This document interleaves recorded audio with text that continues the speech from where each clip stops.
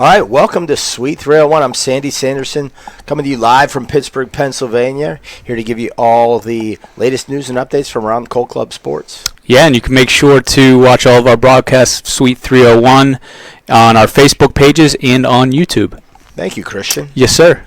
Welcome back to the show. Thank you. We're into November now, you know. It's almost Turkey Day. We look out the window here at our Pittsburgh offices, and it's a whiteout, and not the kind you see on TV at Penn State's Beaver Stadium. It's the big snowflakes. So it is. The winter is coming. It is upon us. I was shocked to hear that next week was Turkey Day. I thought we had another week after, but it is here. I got to get out to Aldi and get my shopping done to cook the bird. Yep. All right. So. All right. Well, let's dive into some Colt Club sports updates. Lots to talk about. Yes. Here, let's begin with some NCBA baseball updates, and I guess we'll welcome to the show Jimmy Henderson, Director of Division II Baseball Operations. Jimmy, welcome. Thank you, Sandy. Yes, we have two fall tournaments to recap on this episode in Wood Wars and Greenville. Wood Wars took place. Actually, both tournaments took place, number 4 through the 6th. Wood Wars down in Euless, Texas, at the Parks at the Texas Star. Ran by Ryan Norris, a wooden bat tournament of 16 teams with 4 pools of 4. Each pool winner moving on to the semifinals, and then the 2 winners to the championship. And as you guys can see on the screen, UConn took that home with going undefeated, 5-0, traveling all the way down to Texas. So kudos to them in itself just for being able to pull that off, and then going 5-0 is just a nice bonus. They beat North Texas 7-5 in the semifinals. They were actually down 5-0 in that game. Scored 7 unanswered to come back to get to the championship, where they beat Millersville 13-1. And I think what's interesting, Ryan Norris has done a great job with that tournament for over a decade now, and he loves to recruit some teams that are from the outside the normal geographic area, outside the geographic reach of that tournament, and to go grab UConn to get them to come down. Very impressive. But then you hear about who they beat in the championship, Millersville, out of Pennsylvania. I mean, 2 teams hopping on planes, heading down to Texas. 2 teams impressive stuff, the guys. Furthest, made it the longest. There you go. It's getting your money's worth. So, yeah, shout out to them and shout out to Norris for putting that all together and doing the great job every year. Moving on to Greenville, we unfortunately got washed out half of our Saturday and our Sunday. Did not finish due to weather, but before that took place, we did have 3 teams that were undefeated in pool play in Coastal Carolina, Georgia Tech, and Tennessee. So it's a shame we didn't get to see how that would all pan out. Yeah, another tournament that's been around for quite a long time. It's a bummer that the weather did not cooperate, that you can get the whole thing in. So, all right. Do we have a caller set up, I think? We do. It's Michael Connor from UConn to talk to us a little bit about his Wood Wars experience. All right. Well, let's welcome Michael Connor to the show. There he is. Hey, how's it going, guys? Thanks Good. for having me on. I'm excited to be here. Absolutely, Michael. Congratulations on winning Wood Wars in your first trip down there. Let's go back to the beginning. Like, what inspired your team to hop on a plane and travel, I don't know, was that 1,500 miles to go play a fall weekend tournament? Yeah, 1,500 miles, I believe. So we first found out about Wood Wars this past summer. We saw it through the NCBA Twitter, and it really just started as a big idea that we weren't sure if we could actually pull off, but the more we talked about it, it's a great experience for a bunch of kids from Connecticut to escape this northeast weather and go play some baseball in Texas in November. So we found out about it there and just ran with the idea, and it was amazing we could pull it off. What did you have to do to? I mean, obviously, that's an expensive trip. What did you guys have to do to fundraise to? So luckily for us, we were able to get most of this trip funded through our school. We are fortunate to have some pretty good funding, but it's a long process to get. So we had to go through a lot of getting flight quotes, buses, rental cars while we're down there, hotels, really everything that you need to make a trip like that. So the fact that we were able to pull it off and get it funded was amazing, and we're really thankful for that. Excellent, excellent. Well, since you have so much funding, hopefully you're planning on coming to Panama City Beach for Swing of the Spring in March. We might have killed most of the budget on this one. Well, hey, let's focus on the tournament now and your experience with Ryan Norris, who's been putting on Wood Wars for over a decade. What did you think about the setup, the facilities, getting to see so many teams that I'm sure you guys have never squared off with before? Yeah, absolutely. It was a great experience for us because when the pools came out about 2 months ago, we were put in the pool with Baylor, Kansas, and Texas, so a couple Big 12 teams that we would never get a chance to play. So that was awesome to go get to play some of the better teams around the country. And then on top of that, once we got down to the facilities, it was a great facility, 4 turf fields, all at the same location, and Ryan Norris put on an amazing tournament. He allowed us to take part in their Military Appreciation Day game too, so we got to throw out the first pitch and donate a check to one of the military members. It was just overall a great tournament to take part in. Outstanding, and I'm sure your players walked away with some pretty first-class level swag, as I know Ryan takes great pride in what his souvenir stand has to offer for Wood Wars every year. Let's talk a little bit about your team's success down there. I mean, 5-0. You just rattled off 3 of the opponents you saw there, Big 12 type teams. Who was having a good weekend? Anybody come out and play at a level above your expectations? Yeah, absolutely. So our tournament MVP, Colby Bunnell, our first baseman, had just great weekend. Anytime we needed a clutch hit, like you guys were saying earlier, our semifinal game against North Texas, we were down 5-0 in the 4th of the 5th, and every time we needed a clutch hit, down 1, 2 outs, he came up and got the job done. I think he hit 3 home runs while we were down there, had like 12 to 15 RBIs in 5 games. So offensively, he really drove the offense all weekend. And then on the pitching side, we had Hayden Gorley. He started our first game in pool play down there, went 7 innings, 1 hit, no earned runs, and he came right back out the next day to start the championship and threw us another 5 scoreless innings, another 7 Ks. So he went 12 scoreless innings in 2 days down there. It was unbelievable. Nice, very nice.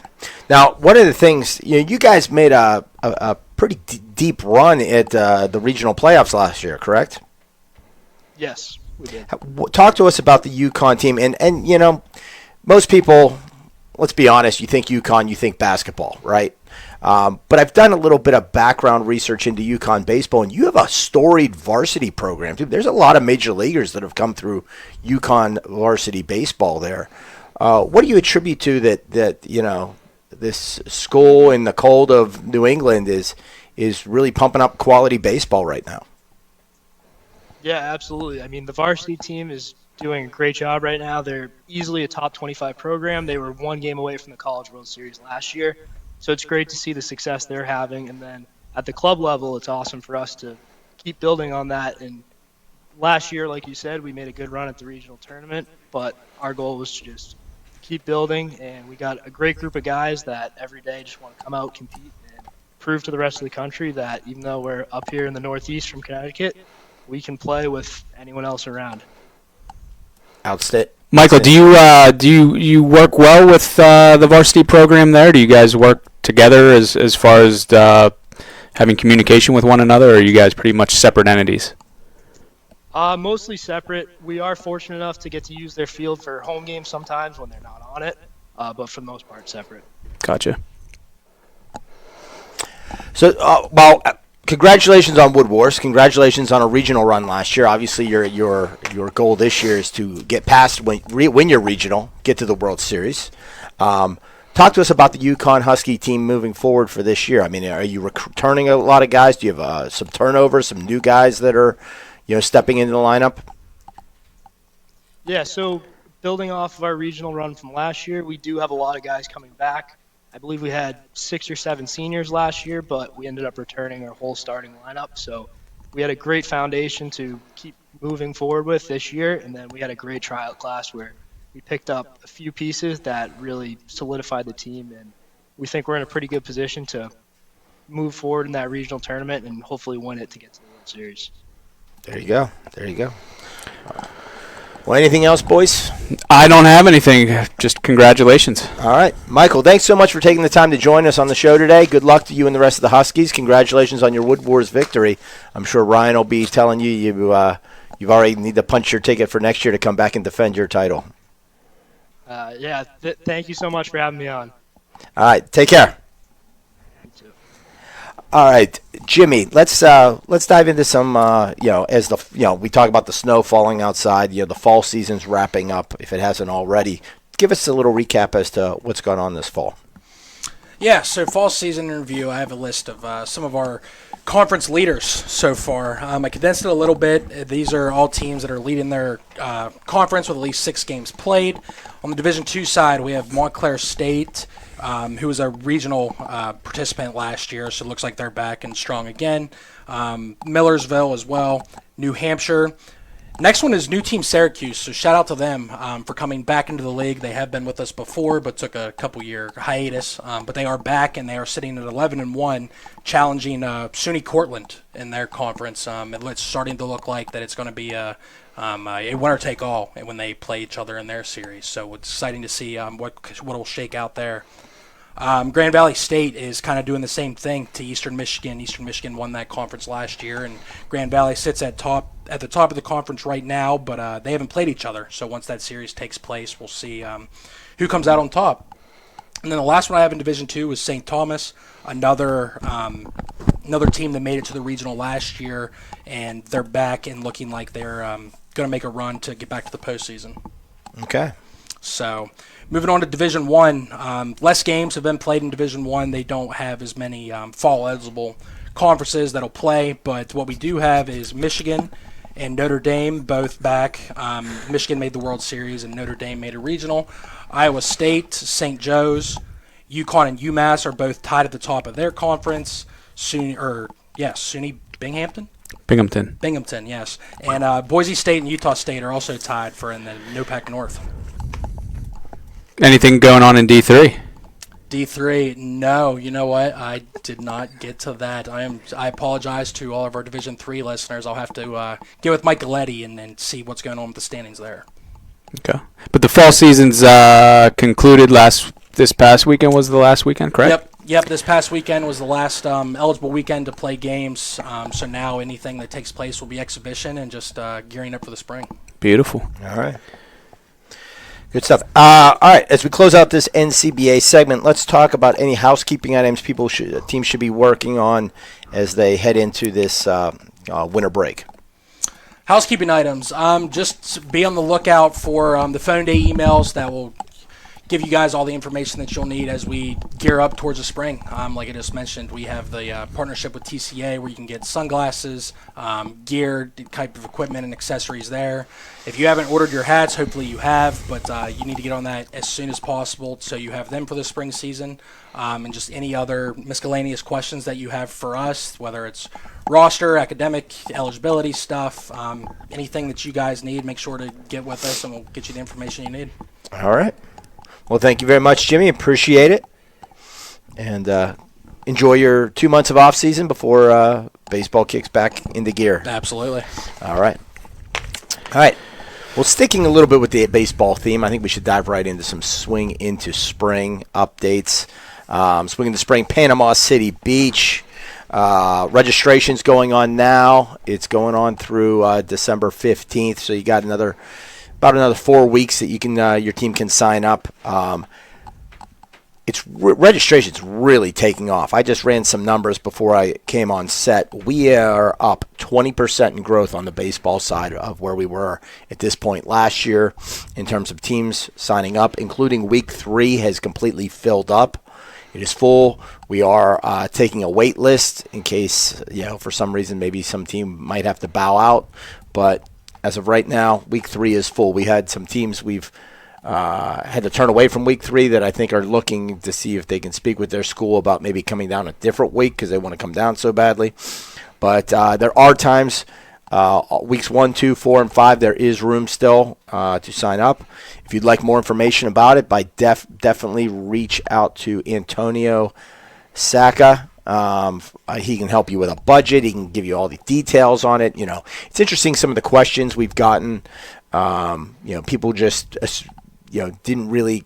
They assume they know exactly what the event is about, and then they get on the phone. They ask a few questions like, "Oh, I didn't know that." We can pick. We can play 2 games. We can play 11 games. It's our choice. It's a la carte. You get what you pay for. What do you want? I want 4 practices and 2 games. I want 2 practices and 9 games. It's up to you.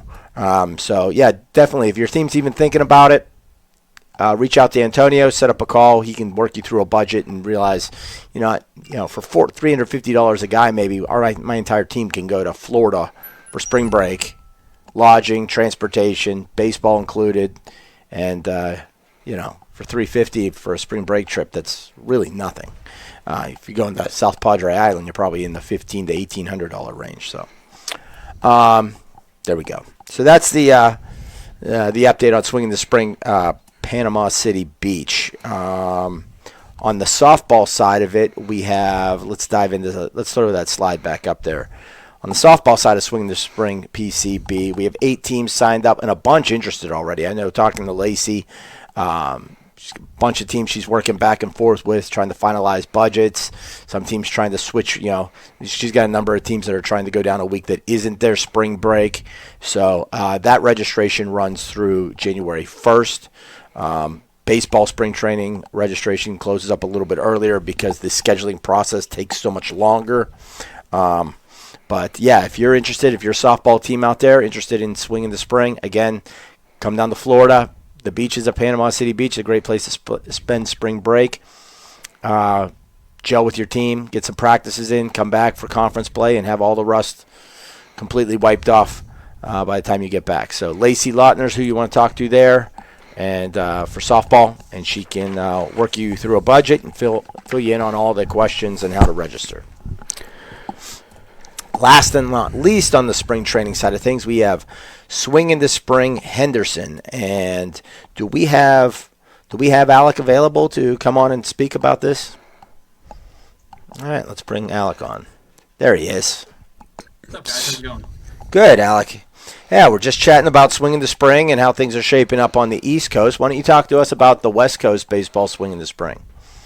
Yeah, so we actually have 12 teams signed up now. We had 11 for all of last year, so that was all the way through up until March. We only had 11 teams sign up. We're already at 12. So we've surpassed. 2 of them are on that list, by the way, but we've surpassed where we were last year. So very excited about that. Gonna have a very busy weekend. A lot of teams wanting to play those weekend games, so it's gonna be very busy. I'm excited. Anybody else can reach out to me at alec.veerhoff@colpubsports.com. More than happy to help get as many teams as possible to come. All right, sounds good. Well, congratulations on already growing that event, and I'm sure it'll continue to grow even before over the next 2 months as you put the finishing touches on the planning for March out there in Henderson, Nevada. All right. Well, I think that wraps up the spring training aspect. Let's move on to some NCSA softball updates. And Christian, who better to ask than the VP of Softball Operations? Yes. Like baseball, softball's fall season isn't officially over. There's no official end date to the fall season. I think we have one conference series being played next week with Tennessee and I want to say Georgia playing. That will be it leading up into the spring season. But a lot of games played on the softball side of things. The spring is a bit shorter on softball, with regionals being taking place at the end of April, with spring breaks and Easter weekend that cuts out a few weeks as well. So the spring's pretty short, so a lot of the teams play heavy fall schedules. You can review all the standings. They are up to date as of today on the standings page. We do have one team that has officially clinched a spot in the postseason. Sacred Heart University, the red team, they have won the North Atlantic North. They're currently at 12-0 in conference and 23-0 overall, which is obviously, a great record, undefeated. Played a lot of non-conference games. Looks like 11 non-conference games they've played. I know a vast majority of those were their games at the First State Showdown. But Ray doing a great job over at Sacred Heart, overseeing that club, running that team, specifically the red team, and they're obviously playing real well. I know we'll talk about the Rawlings top 20 here shortly, but currently they're at the number 10 spot. I think with the announcement of them clinching their conference already, that'll probably shake some feathers and or ruffle some feathers, I should say, and we'll probably see a big jump, I would assume, out of Sacred Heart Red in the Rawlings top 20 pool. So congratulations to them, and as teams clinch spots, we'll make sure to get word out, so we'll have something out officially online about Sacred Heart clinching. But they are the only team thus far that is officially clinched. I know there's some teams that have strongholds on their conference but have yet to officially clinch their conferences. But you can go to the NCSA website standings page and check out where all the teams land. So make sure to do that. Speaking of the November top 20 pool, this came out the first Thursday of the month. It'll come out the first Thursday of every month, so the next one will come out the first Thursday in December. But the November top 20 pool, you see Virginia Tech still atop number 1, but some of those first place votes have gone to other teams: Michigan State, Wisconsin, Air Force, and even UConn. They have a presence here on the this episode of Suite 301. But yeah, the UConn got a first place vote in the softball top 20. So Virginia Tech's still atop, but teams are creeping up behind them. So we'll see what happens. We will have a December top 20. Things might shake up just a little bit, but make sure to tune in. That'll come out the first Thursday of December. So be sure to check that out. As far as housekeeping items that teams need to be looking out for, there's not really much this time of year. I know we're getting right into the holidays. The fall season's pretty much over. The only thing I can really tell teams is to pay your dues. Get that $100 discount if you're paid by the end of December. Invoices have been sent out. A lot of teams are asking, hey, we didn't see it. And then I mentioned that it is an Intuit by QuickBooks email that they should be looking out for. And then they usually say that they found it. So be on the lookout for that. It has been sent to your inbox. If you do need us to resend the invoice, we can certainly do that. But they have been emailed out. Other than that, not much to keep up on. Enjoy the holidays, and we will get right back into it starting in January when teams get back from holiday break. All right, sounds good. Well, let's dive into a little bit of marketing updates for you right now. Just a reminder that some of our big discounts with our sponsors are about to conclude. Rawlings and Easton, all teams receive 45% off their uniform and equipment and apparel orders through November 30th, which is obviously coming up. Mike Galetti's your contact there to get a quote going, and there's a uniform builder on the website where you can play around and design some new uniforms and things like that. It's pretty fun to use. I actually used it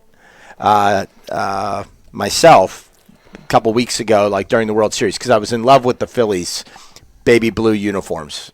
I don't know if you were watching, Christian, but so I went out there and messed around and designed my old team, the Penn State Baseball Club, designed a set of Penn State Baseball Club uniforms that are that powder blue, and it looks sweet, but yeah, I don't think the team's got the money to buy a new set of uniforms just because I thought they were cool. But anyway, that and the last one, The Game, for your headwear needs. Again, they're $2 off. Discount runs through the end of November as well. Felicia there is who you want to talk to there to get your quote or your reorder started. Again, with the uniform builder on their website, it becomes really easy to design your hats. So make sure you don't miss out on those discount periods as they do expire at the end of this month. Alrighty. Well, I think we're going to take a quick commercial break. We'll be back in just a few seconds, and we'll get into some basketball and football updates.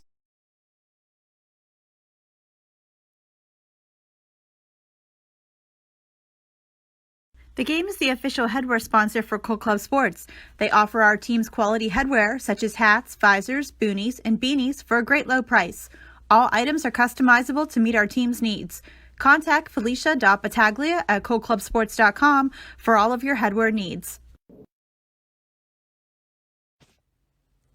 Rawlings is the proud uniform, equipment, and ball sponsor of the National Club Baseball and Softball Associations. Teams receive up to 45% off on all their orders. For more information, including catalogs and price quotes, contact our front office today. Go to Christian.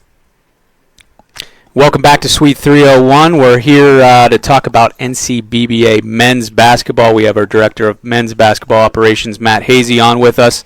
Matt, welcome to the show. We had a busy week a couple weeks ago hosting the third annual NCBBA Fall Tip-Off, Happy Valley Fall Tip-Off in State College, PA. Why don't you take us through that event? Yeah, absolutely. So, great event, 16 teams. UConn ended up being the winner. We had a lot of good matchups, a lot of good, upsets. A lot of teams went unbeaten, which was good. A lot of fun. I feel as if everything went smoothly. No issues, anything like that. Had a really great time watching all these teams play because, we don't get to see everybody play. So, just seeing everybody play and how they do was great. Now, besides UConn winning it, was there anyone else that really stood out to you as a team like, whoa, that's a team that we might see in the postseason this year? Yeah, absolutely. So Northeastern actually did really well. They went 3-0 in pool play. They were actually down some guys, some injuries and stuff like that, so they weren't at full strength, and ended up losing to UConn in the championship game. So really looking forward to seeing how they do. Same with a lot of the other teams, Delaware, Ohio State, Penn State. All right. Yeah, it was a great event. And let's get our champion, Rue Adkar from the University of Connecticut club basketball team. Rue, there he is. Welcome to the show, Rue. How are you, man? Good. How are you guys doing? Thank you for having me on. Appreciate Absolutely. Well, first and foremost, congratulations on winning the national championship. Maybe that's some foreshadowing. The fall tip-off. I know you guys faced off against Northeastern in the championship game. But tell us about your experience up at the Happy Valley fall tip-off. This is your second year doing it. You've been a mainstay there, so tell us about your experience. Yeah, no, overall, myself and I think I speak for our entire team. We had a pretty great experience.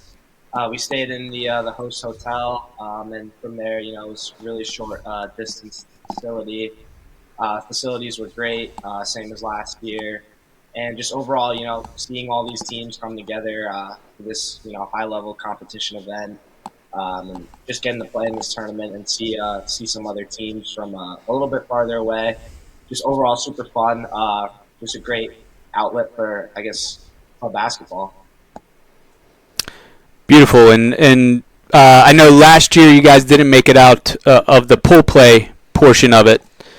This year you guys obviously do. You move on, win the championship. But how does this tournament help your program? Because you had a great season last year, making it to regionals, but how does it help your program, and what would you tell other teams that are maybe on the fence about doing a fall tournament? What are the benefits? So definitely there's a lot of benefits. I think last year, being in our first year, we were a little shaky at the beginning. Like you said, we didn't make it out. But kind of having that experience from last year helped us a lot this year as well. We knew what to expect. It helped us win some more games and eventually win the whole thing. But I think some of the benefits of doing a tournament like this is you get to see early on what you guys are as a team, and then where you can go, and then you also get a good sense for what the competition level is like, and also getting to play non-conference games like that. Like I said, it's a super well-run event, and just being able to compete at a high level early on in the season, especially, and not just a little bit later on for regionals, etc. Like I said, just getting to do it in the fall rather than in the spring is, a great experience, and it's a lot to have to build off of, and I think that's what we did this year, having that experience from last year. Rue, it's Sandy. I just want to ask you real quick about your roster a little bit. You had a good run last year that came up, got you into the regionals, but didn't get you through it. Now you're off to a good start here in the fall. What do you have on your roster in terms of guys from last year, big-time contributors? Do you have some freshmen or transfers that you're expecting to play big minutes this year for your team? Yeah, so we actually returned a good nucleus of guys from last year. We returned all 5 starters. 4 of them were actually freshmen, so having that year of experience under their belt is, all of them are gonna, and we've seen it already, are taking a leap this year. And aside from that, we also have a new addition to the team, Seth Lake. Him and Colin Schoen, they were our 2 players of the week for that tournament. But aside from that, a lot of the returners and a lot of the new guys as well. We have a kid who transferred in from UMass who's playing really well for us.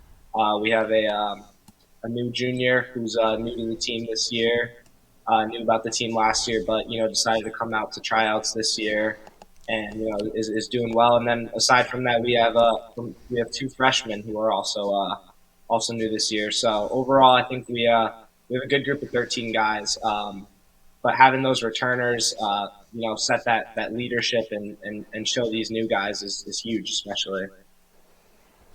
Rue, Matt here. I have one more question. Rue, moving forward with the season and everything, what are some of your key points that you're focusing with your team to make it to the national championship this year? Like, what are some of the things you're telling your team, experience-wise, stuff like that? Yeah, so definitely. I think one thing I wanted to give a shout out to is our first-year head coach. He was actually a member of our team last year, graduated, and decided to take the position. He's been doing a great job. I think that's, one of the main differences. I know we talked about a little bit roster-wise, player-wise, but, he's given us that sense of direction. He's really emphasizing us to, play more together, play more organized, and just the discipline is there this year. I think those are the things, alongside, preparations, watching film, and just overall, practicing and playing hard in games. I think that's what we're taking forward to next spring.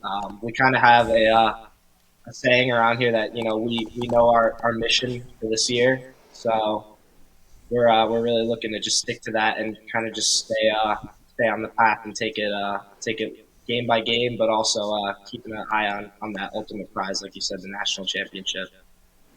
Beautiful, Rue. How'd your tournament in Southern California go? Oh, it went really well. It was an 18-team tournament hosted by USC, and I think the Final Four was us, USC, UCLA, and Penn State, I believe. So it was really cool seeing a lot of teams we've seen before, with like Penn State. But also seeing some new teams out there, like Clemson. We actually saw DePaul last year, but kind of just teams from all around the nation coming to California. And I think all the teams had a great time just exploring LA also.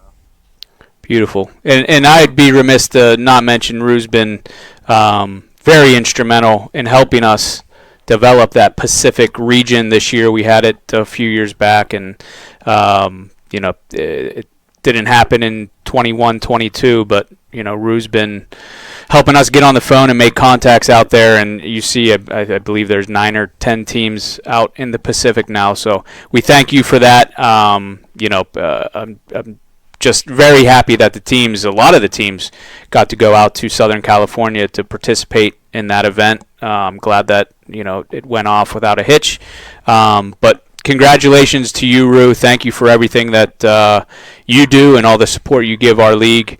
It means a lot to us, so I appreciate it, and congratulations again. Absolutely. Thank you guys also. I appreciate you guys having me on again as well. All right, Rue. Take care, man. All righty. Yeah, Rue's just awesome. And it sounds like UConn has quite a bit of money in their club sports department. I mean, the club baseball team going to Texas, club basketball team going out to Southern California. So that's awesome. And Rue, he's the first guy that's ordering Titan Athletics uniforms and ordering all kinds of Wilson practice basketballs. So he and the rest of the Yukon Huskies, they really support this organization, and we really appreciate it. So Absolutely. I think let's get into the top 20. Matt, why don't you take us through the Titan Athletics top 20? Yeah, absolutely. So this is the Week 2 top 20. We still have our reigning national champions, Purdue, at the top there, with UConn, Northeastern, Notre Dame, and Albany rounding out the top 5. A lot of good stuff here. Good teams here, starting off hot early. So looking forward to how the rest of the season shakes up. Who's gonna take over Purdue eventually, if that happens. Beautiful. A lot of new teams jumping into that mix this week. Yeah, absolutely. Compared to the preseason pool, a lot of these teams have played. They have games in, so it was a good chance to really see where they stand after the first couple weeks. All right, good stuff. Any housekeeping items that teams should be made aware of? Yeah, absolutely. So if you haven't already, please work on your academic forms. If you haven't played a conference series yet, please get that into me ASAP. And then next, dues have been sent out, performance bonds have been sent out. So if you've received those, please get those in if you want to take advantage of that early discount for the dues. All right, good stuff. Beautiful, beautiful. All right. Well, thank you very much, Matt. Thanks for the update on men's basketball. So we'll stay right on that topic and switch right over to women's basketball. Yes. And now, welcome back to the set, Alec Verhoff. I'm back. There he is. You don't look like you went very far. Not at all. Now, Alec, we obviously the Happy Valley Fall Tip-Off we hosted. It was a men's and women's event. You unfortunately didn't make it out there this year, but I know it was relayed to you, and from everything that you're hearing, it was a great event, and not only on the men's side but the women's side as well. And we have Eddie Days, from the head coach of Ohio State Club Basketball, here on the show. See there, Eddie, how are you? Welcome to Suite 301. Thank you, guys. I'm doing well. How are you guys doing? Doing great. Outstanding. First and foremost, congratulations on winning the fall tip-off. I know you participated last year, came up a bit short. So what's this winning this one mean to you and the ladies at Ohio State? It was a great weekend all around. Obviously losing by 1 Penn State last year. We wanted a little revenge. We were able to get that, and consequently, the Penn State game was probably our toughest game, and it was the extra game that we picked up because of the team that dropped out. So, as far as that tournament, the game didn't mean much, but as far as us as a team, I think that may have been the game of the weekend for us, outside of the championship game. But yeah, all in all, it was just a really, really good weekend for our team. And we talked to Rue from UConn. They won the men's event that weekend, and just asking him how this tournament, obviously is your first games of the year. What do you learn from seeing the girls play, taking you into the regular season and conference play? Yeah, it's a great question. We lost 8 or 9 girls from last year. Lost a lot of scoring.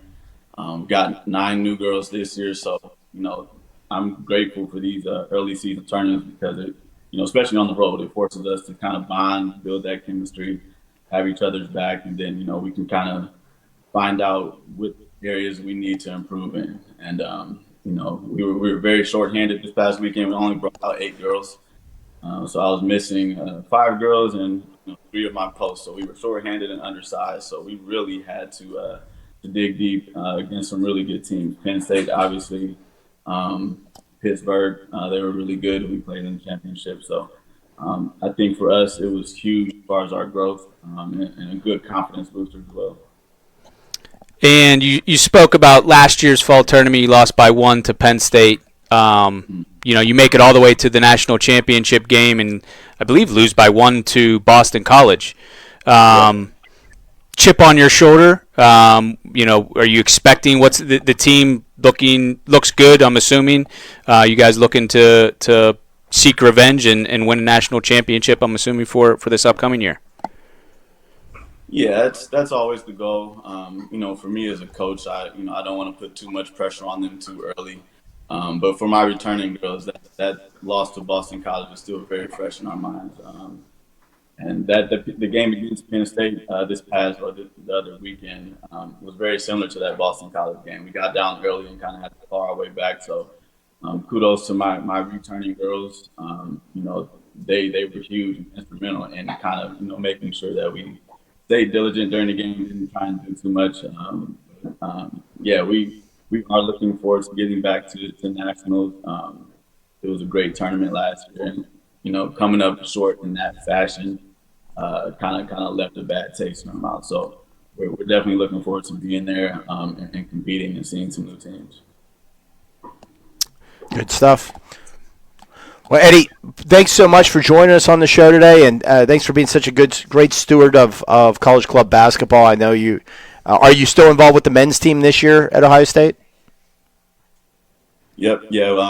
I've kind of given the head duties to my assistant Doug, just because of some other things I've got going on. But yeah, I'm still involved with those guys, and they've got a big group as well, or a new group as well, coming from having 2 teams last year to having 1 this year. So they should be in the running as well. We just had a good win this past weekend, so still involved with them, and they're looking forward to a big year as well. Well, always appreciate your efforts towards college club basketball. A great steward of the game and of the program. So good luck to you and the rest of the Buckeyes, men's and women's, this coming season. And I'm sure we'll be seeing you again live and in person in some postseason fashion at some point, I'm sure. Thank you. Thanks, Coach. All right. Well, let's take it back to Alec. And Alec, why don't you give us I guess we'll dive into the top 15. Give us an update let's go on top there. 15, Alec. Yeah, so we've still only had the preseason top 15 right now. As you can see, Boston College unanimous number 1, got all 9 of those number 1 votes. Ohio State, who won that fall tip-off, number 2, following closely behind. Then we've got Southern Illinois, Edwardsville, Northeastern, and Syracuse rounding out that top 5 there.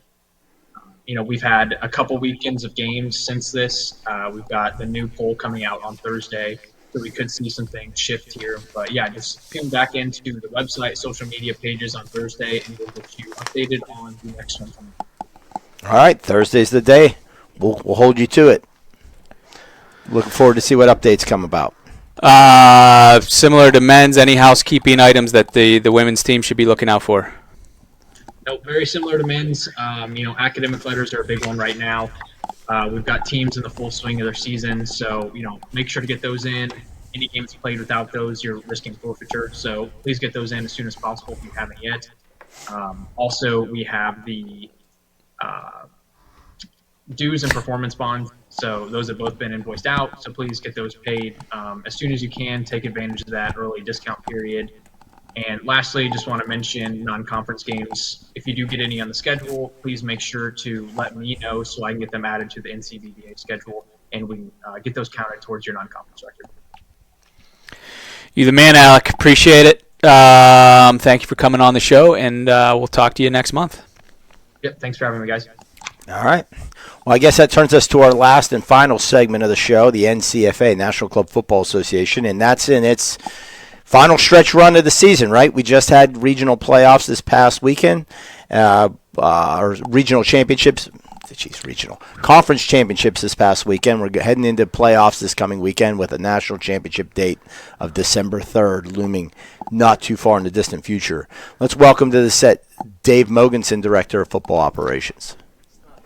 D-Mogs. Oh, I understand that Dave is not available at the moment. So I'll just run you through the conference championship results. The South Atlantic, Gordon State was host. Number 1 Gordon State was host. The runner-up Columbus State. Gordon State got the best of Columbus State earlier in the year. Pretty healthy win there, but they had to fight off the Cougars last weekend for the conference title, and the conference title results in an automatic berth in the playoffs. So, a lot on the line for all of these games. But Columbus State Cougars fought hard, came up just a little bit short of Gordon State. In the North Atlantic, We had Sacred Heart over George Mason, a repeat of earlier in the season. Sacred Heart won the North Atlantic North. George Mason won the North Atlantic South. They did play mid-season, and Sacred Heart took both games, both in regular season and in the conference title game. And then last but not least, in the Great Lakes, Ohio State hosted Michigan State. Ohio State finished first in their conference. Michigan State finished second, so they played off for the conference title game, and Ohio State, kept their prowess alive with another dominant performance there. Ohio State 8-0 on the season, are reigning back-to-back national champions with nothing but they won in 19. 2020 was interrupted by the pandemic. They won and came back from the pandemic, won in 21, and are trying to basically three-peat here in 2022. So Gordon State, Sacred Heart, and Ohio State all automatically clinch spots in the playoffs now with the this new format we've got this year. New power rankings were released after the conference championship games, and the highest-ranked non-conference champion was crowned the fourth, the wild card into the playoff picture, and that that wild card went to George Mason, who finished fourth in the power rankings. So that sets up our playoffs for this Saturday. Ohio State will take on George Mason at 2 p.m. And Gordon State will take on Sacred Heart at 6 p.m. this Saturday. Both games will be played in Fairfax, Virginia, on the campus of George Mason University.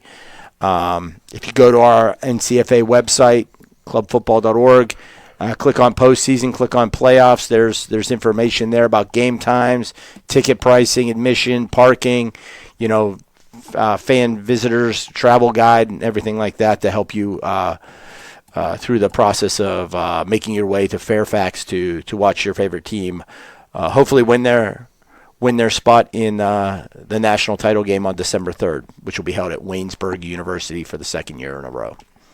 So I think that's about it on the NCFA side. It's going to be exciting next 2 weeks with the club football teams. As some of these teams whose season has come to an end, one of the things I do want to point out to you, remind you that the All-American nomination forms have come out or will be coming out today. Be sure to turn those in. It's a quick turnaround. We need them in by next week. If you do not nominate people, they will not be looked at for consideration. So take 5 minutes, fill it out. Let Dave Mogensen know who you feel on your team is, a viable candidate for an All-American award, and at what position. We don't know. We might hear rumors around about how great this guy is, but we don't know. Is he a defensive back? Is he a linebacker? Is he a safety? Let us know what position we should be looking at your guys for. Take that 5 minutes, nominate your players, please. All right. Well, I think that's it for the NCFA section, which actually closes out our show for this month. So we appreciate you taking the time to tune in to Suite 301. And I need a drink of water. I'm running. Do you need me to close it out? I think I might need you to close it. Let me get there. So that's our show for this month. Thank you for tuning into this episode of Suite 301, and don't forget to keep following us on all our social media networks. Next episode is December 20th at 3:01 p.m. Eastern Standard Time right here on Facebook Live. Join us then to catch up on everything that's happening around Cole Club Sports. And don't forget, it's a game. Have fun.